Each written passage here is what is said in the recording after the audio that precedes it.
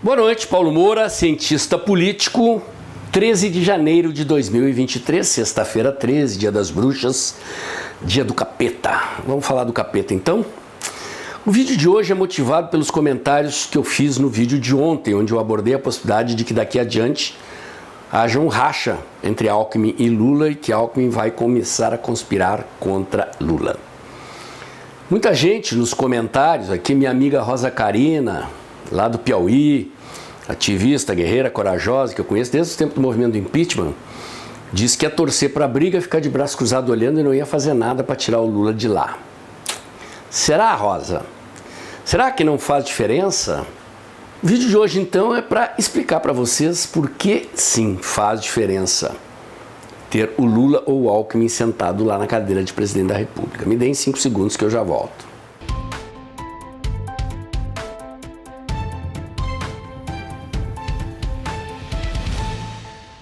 Muito bem, gente. Na luta política, nós nos acostumamos a chamar toda a esquerda de comunista. Mas isso é uma simplificação da propaganda. A esquerda, assim como a direita, tem diferentes matizes políticos. Você tem o PCO, tem o PSTU, tem o PSOL, tem o PT, tem o PSB, tem o PDT e tem o PSDB. São todos de esquerda, mas as ideias deles não são exatamente as mesmas. E mais importante do que isso, não apenas as ideias, mas o tamanho, a capacidade de organização, a existência de lideranças, de enraizamento na sociedade e o projeto de poder de todos eles difere. Assim como na direita, certo? O povo que a gente pode chamar de direita inclui desde os intervencionistas, que são, digamos assim, os mais radicais. Dentro desses intervencionistas tem um bando de maluco, tem fascistas ali dentro, tem sim, fascistas, nego que defende o uso da violência, golpe de Estado, muitos deles estavam lá em Brasília, agora devem estar sendo presos, né? Dizendo besteira em rede social e fazendo besteira na invasão dos palácios presidenciais. Tinha infiltrado lá? É óbvio que tinha. Mas está cheio de vida desses malucos aí também. Mas eles sempre foram uma minoria no nosso movimento. Depois tem os reacionários. Qual é a diferença de reacionário para fascista e para conservador? O reacionário é um cara que quer que a história ande para trás, que tem saudade do passado, do regime militar, seja lá o que for, tá? Aí nós temos os conservadores, que são conservadores, né? Temos os conservadores liberais. Temos os liberais que não são conservadores, e dentro dos liberais tem os liberais de esquerda e liberais de direita, né? Tem um pessoal que é apenas anti-esquerdista, anticorrupção, que é essa turma que gostava do Moro. Quer dizer, que eles não têm uma visão de mundo muito clara, muito difusa, mas eles são anti-esquerda. Então vocês podem ver que existem matizes, né? No entanto, a esquerda e a imprensa nos chama de fascistas a todos. Agora estão chamando de terroristas também, graças a essa turma meio maluca aí e esses fascistas da intervenção militar, né? Os justos estão pagando pelos pecadores aqui. Estamos levando o rótulo por conta dessa turma. Talvez agora eles, encarando a prisão e sendo responsabilizados pelo que fizeram, baixem um pouquinho a crista. Infelizmente levaram inocentes com eles, mas isso é outro assunto. Então, do ponto de vista da propaganda política, da guerra cultural, a simplificação funciona e é útil, né? Eu vou para o debate político com um cara da esquerda, eu chamo ele de comunista, ele já tem que começar a se explicar. Porque a imagem dos comunistas, embora mais aceita no Ocidente do que o fascismo e o nazismo, ela também é mal vista por uma parcela impressionante da sociedade, e nós fizemos um belo trabalho ao longo dos últimos anos de carimbar a esquerda toda de comunista e de conscientizar a sociedade brasileira para enxergar o perigo desses caras do poder. Então eu, pessoalmente, não quero nenhum deles no poder. Do Alckmin, do PSDB para a esquerda, para mim, que fiquem na oposição, que fiquem em casa, amargando o ostracismo do poder. Não vim aqui defender o Alckmin, vim defender que, dadas as circunstâncias de que nós fomos tirados do governo, o presidente que nós queríamos não está lá sentado, está sentado o presidente deles, que eles se aliaram contra nós. e que eles podem rachar ali na frente, é claro que faz diferença ter o Alckmin lá e não ter o PT. Por quê? Porque o PT é possivelmente o maior partido de esquerda do Ocidente hoje, maior não apenas no tamanho, na quantidade de filiados, mas na capacidade de enraizamento na sociedade. Quer dizer, o PT nasce no final dos anos 70 da experiência de autocrítica da esquerda com relação à luta armada e aos métodos de fazer política da esquerda nas décadas anteriores, especialmente as experiências da luta armada nos anos 60 e 70. Então esses caras abandonam a luta armada, mas não abandonam a estratégia marxista gramsciana de poder. Eles só trocam a estratégia leninista e a estratégia terrorista e guerrilheira, foquista, pela estratégia gramsciana da luta cultural. Mas o projeto de poder deles continua sendo comunista, marxista, e como tal é um projeto autoritário, mais do que isso, totalitário. Eles são hegemonistas. Quer dizer, eles não admitem competição de ideias na política, eles querem ocupar o campo todo, são os donos da bola, do apito, do juiz e do estádio. O resto, se quiser, fica na torcida, senão vai embora do Brasil. Essa é a cabeça dos caras. Certo? O PSDB, de onde veio o Alckmin, que saiu do PSDB, mas o PSDB não saiu dele, é outra coisa totalmente diferente. O PSDB chama-se Partido da Social-Democracia Brasileira. O que é a social-democracia? A social-democracia é uma corrente de pensamento político que nasce nos sindicatos. No século XIX, se desenvolve na Europa no início do século XX. E deriva de um partido fundado pelo Marx. O primeiro partido fundado pelo Marx é a Associação Internacional dos Trabalhadores. Tem um vídeo aqui no canal contando essa história, que era composta de socialistas, marxistas e anarquistas, e o Marx, em determinado momento, chegou à conclusão que não dava para conviver com os anarquistas, que o projeto marxista prevê o Estado socialista na transição para o comunismo, e os anarquistas são contra o Estado. Então, Marx rompe com os anarquistas e funda a Internacional Socialista, a Segunda Internacional, que são partidos internacionais dos socialistas e comunistas, certo? Eles entendem que o capitalismo é um sistema internacional, portanto deve ser destruído no mundo inteiro para poder implantar o socialismo e o comunismo no mundo inteiro. Então, por isso se chamam internacionais. Acontece que no final da Primeira Guerra Mundial foi a votação no parlamento alemão a questão dos créditos de guerra, certo? Os comunistas tinham tomado o poder na Rússia em 17 e em 1919 vai a votação no parlamento alemão a concessão de créditos para o czar financiar a participação na guerra. A Alemanha já estava em dificuldade, perdendo a guerra, queria dinheiro para financiar a guerra, e o Lenin, lá na Rússia, disse que os socialistas alemães deveriam votar contra o financiamento da guerra. E os socialistas alemães votam a favor do financiamento da guerra, e aí o Lenin rompe com a Segunda Internacional e funda a Internacional Comunista, que é a Terceira Internacional. Ok? Que segue na tradição leninista e começa a chamar os socialistas, os sociais-democratas, de traidores da Revolução, de revisionistas, porque eles defendiam a estratégia de construção do socialismo pela via democrática e pacífica, disputando eleições, elegendo deputados, elegendo governantes, mudando a legislação e implantando o socialismo aos poucos. Bom, com a falência da União Soviética, a falência das experiências da guerrilha, falência, não dá para dizer falência da Revolução Comunista na China, né? Não deixa de ser, porque a China migrou para a economia de mercado com um governo comunista autoritário. Quer dizer, eles viram a União Soviética desabar e correram na frente, se protegeram. Mas tudo isso fez a esquerda fazer uma autocrítica, e o caldo de cultura dessa autocrítica é o que deu origem ao PT. Então eles dizem que não são nem sociais-democratas, nem comunistas, nem são um projeto de socialismo brasileiro. Mas o fato é que o PT tem essas características. Culturalmente falando, então, o PT é um partido muito mais perigoso, porque é maior, porque é mais enraizado na sociedade, nas instituições, porque tem lideranças, consegue eleger presidente e tem esse projeto autoritário de longo prazo, totalitário, mais precisamente falando, totalitário e hegemonista.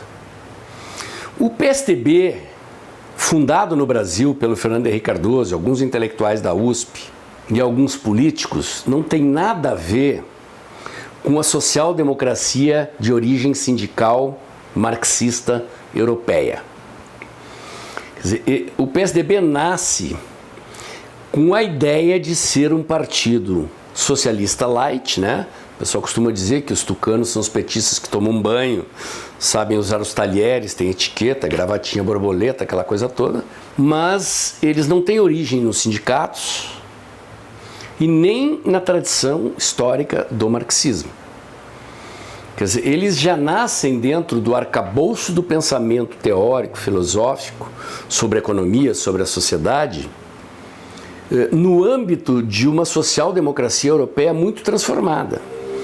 E é preciso levar em consideração também que, com o fim da União Soviética, houve uma crise enorme nos partidos socialistas do mundo inteiro e surgiu na Europa, dentro do Partido Trabalhista Inglês, dentro da social-democracia europeia, a chamada Terceira Via, que é uma tentativa de, digamos assim, se é que é possível, casar socialismo light com liberalismo, com privatizações, com economia de mercado.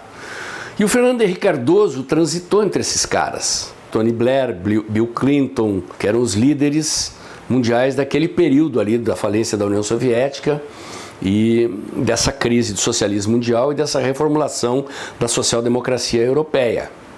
São esquerda, mas é uma esquerda intelectualizada, uma esquerda acadêmica, que adora frequentar os convescotes dos banqueiros, dos industriais, da burguesia quatrocentona de São Paulo, e ser bem aceito, e posar de preocupados com o povo, de preocupados com o social e assim por diante, certo? Mas o PSDB não tem nem um pingo da capacidade de organização, da capilaridade, da penetração e da capacidade de produzir lideranças eleitoralmente viáveis do que o PT tem. O PSDB já teve no passado, mas é bom lembrar que o PSDB era vendido pelo PT e pela imprensa brasileira como sendo a direita no Brasil. Teatro das tesouras, como dizia o falecido professor Olavo. Aliás, quantas verdades do professor Olavo têm vindo à tona e se revelado verdades mesmo, né? O professor Olavo tinha muita razão. Então o PSDB, ele é uma ameaça muito menos perigosa do que o PT. E quando emerge a nova direita, né, quando o Aécio decepciona, quando o Aécio é flagrado em corrupção e depois toda a cúpula tucana é flagrada em corrupção em esquemas muito parecidos com aqueles do PT, a esquerda entra em crise e surge a nova direita, surge Bolsonaro na política brasileira e o PT vai para o canto do ringue e o PSDB encolhe. Olhem para o desempenho eleitoral do PSDB ao longo desses anos. Depois de Aécio, Alckmin fez o quê? 7%. Agora o Dória teve que sair da eleição. Tamanho vexame, não passava de 3% nas pesquisas. Esse é o tamanho do PSDB. Lança um candidato, não passa de 4% nas pesquisas. E um dado adicional é que o Alckmin saiu do PSDB. Ele queria ser o candidato a presidente, o Dória não deixou, brigaram. O PSDB se esfarelou, está afundando, perderam o governo de São Paulo.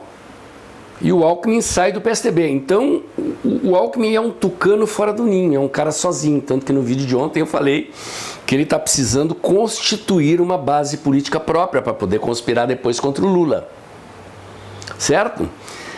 Então, voltando à pergunta que dá origem a esse vídeo, gente. Faz ou não faz diferença ter no poder um líder como o Lula, que está velho, meio gagá, meio biruta, mas continua com seu instinto de poder e com a sua sagacidade muito vivas.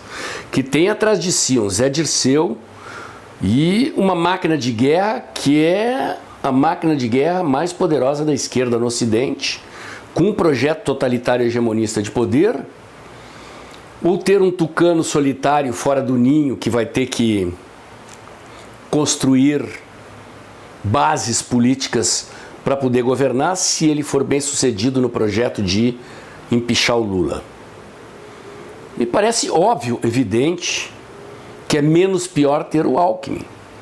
Sem contar que para tudo isso acontecer, eles vão ter que rachar. Lembrem-se, repito, de como Temer lidou com a Dilma. Quer dizer, depois que o Temer resolveu conspirar, disse que queria o cargo e passou a lutar pelo impeachment, que era uma condição necessária para os políticos botarem ele no lugar dela, ele tirou o PT do governo. Quer dizer, se o Alckmin for conspirar contra o Lula e ele for bem sucedido e virar presidente, ele vai ter o PT contra ele vai ter que buscar outras forças. Né? E como a direita conservadora, raiz bolsonarista, não vai dar suporte a ele, vai sobrar o que para ele? A escumalha do Centrão. Eventualmente alguns tucanos desgarrados que vão querer cargo no governo, a turminha do PSB, onde ele está, que não tem nem 10% do poderio da organização do PT, e o que? O MDB, essa turma fisiológica aí. Quer dizer, será um governo frágil, será um governo de crise com um presidente em dificuldades, só que sem bases sólidas, sem estruturas partidárias sólidas, amparado numa coligação e numa aliança fisiológica de poder, que talvez também não dure muito no cargo, ou se durar, vai se arrastando até 2026. Então, gente, vamos raciocinar estrategicamente. A direita precisa aprender a se organizar como a esquerda se organizou. Obviamente que não exatamente como, mas nós precisamos estar em partidos ou num partido. Nós precisamos penetrar nos departamentos das universidades, nas instituições educacionais, nas salas de aula. Temos que cuidar da educação das crianças, fazer um projeto de longo prazo. Ah, mas eu quero o poder já. Ah, eu também quero. Eu quero saber o seguinte: há condições? Teremos ou não teremos o presidente Bolsonaro candidato de novo? Se não tivermos, quem vai liderar isso? Mas antes de pensar em 2026 no presidente Bolsonaro, ou em eventualmente como empichar o Lula e depois o Alckmin, primeiro,